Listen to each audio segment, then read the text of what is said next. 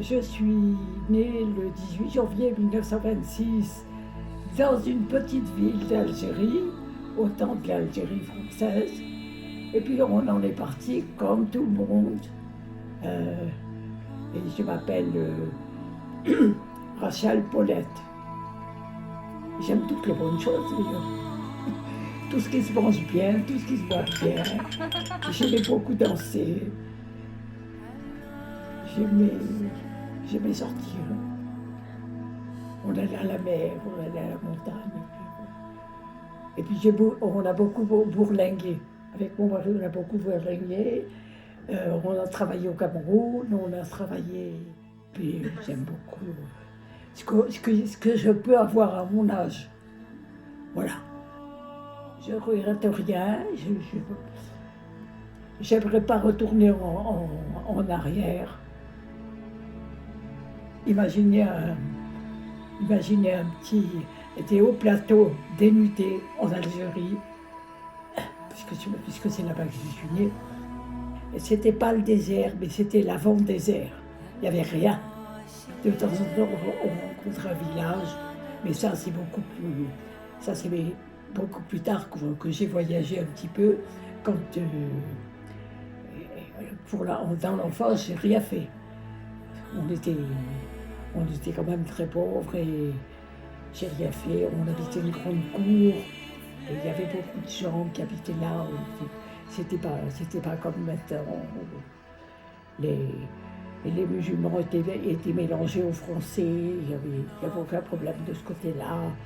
Les femmes sortaient voilées, elles sortaient toutes voilées, mais on s'en foutait. On était des taiseux chez nous. Pas beaucoup il n'y avait pas de démonstration. Aucune démonstration. Pas de preuve d'amour. Ah non. Vous vous disiez pas je t'aime? Ah non, jamais. Ah si, avec les enfants, ça n'a pas été pareil. C'était un peu avant la guerre et il y avait une atmosphère absolument délétère. C'est la guerre 39-45. Il y a eu quand même un événement déterminant dans ma vie à ce moment-là, c'est que les Américains ayant débarqué en 1942 en Afrique du Nord, on a été séparés de la métropole, bien sûr, de là où c'est à 100 km. J'ai interrompu mes études. Et mon mari, après, est venu faire son service militaire dans mon bled, là. Et c'est à ce moment-là qu'on s'est connus. C'était copains, c'est tout. Et puis on a trouvé le moyen de se marier. Voilà. Lui, à côté de moi, lui, il adorait la vie. Il aimait la vie. Il était ermitant, bien sûr, avec sa maladie. Et il adorait la vie. Et moi, à ce moment-là, je ne me rendais pas compte. Je me suis pas bien rendu compte que je vivais, vous voyez. Comment vous expliquer ça? J'ai un dédoublement de la personnalité. Ah ben, il est mort d'un cancer. Dernièrement, j'ai eu un rêve.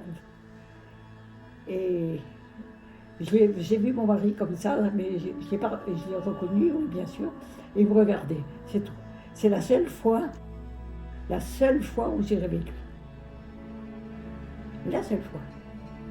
Sans ça, rien. Ça a été brutal. J'ai perdu 40 kilos. Je ne sais pas, j'ai eu un choc. J'ai trouvé ça profondément injuste. Il avait quand même 81 ans. C'était...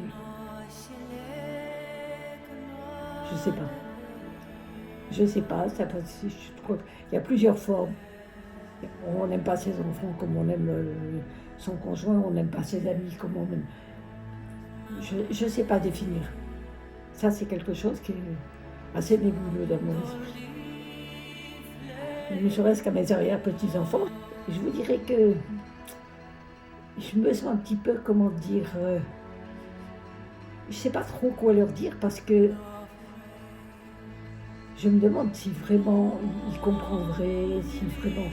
Je ne sais pas si j'arriverais à me mettre à leur diapason, vous voyez. Les gens de votre âge se trouvent bien dans leur peau, en général. Elles sont conscientes de leurs valeurs.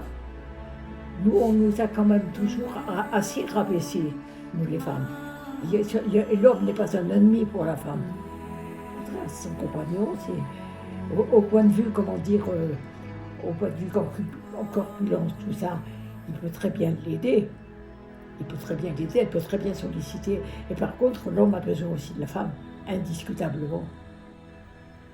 Mais pas l'un au détriment de l'autre. Vraiment égalitaire. La première fois que je vous ai vu, j'ai eu le coup de foudre pour vous. Voilà. Et puis j'ai trouvé que ce que vous faisiez était formidable, que vous étiez une jeune femme brillante, sympathique. Et j'ai tout de suite voulu faire quelque chose. On m'a demandé ça, j'ai dit, hop, on y va. Et j'ai toujours le même état d'esprit. Il y a des rencontres dans la vie qui vous marquent. Et moi, c'est celle-ci, Madame Zeber. Je l'ai rencontrée quand j'avais 23 ans. Et à chaque fois qu'on faisait un essayage, elle me disait « On se reverra peut-être, Inch'Allah, la prochaine fois pour le prochain essayage. » C'est quelqu'un d'inspirant pour moi. C'est un lien très fort qui nous unit. Et cette année, ce sera son 4e défilé avec nous. Madame Zeber, c'est l'une de nos muses. Jusqu'à ce que la mort nous sépare. Parce qu'elle n'a pas peur de la mort. Alors pour son portrait, je lui ai posé la question. Et regardez ce qu'elle m'a répondu. J'attends qu'elle vienne, j'attends sans attendre, le plus tard possible. Bah oui, tant qu'à faire.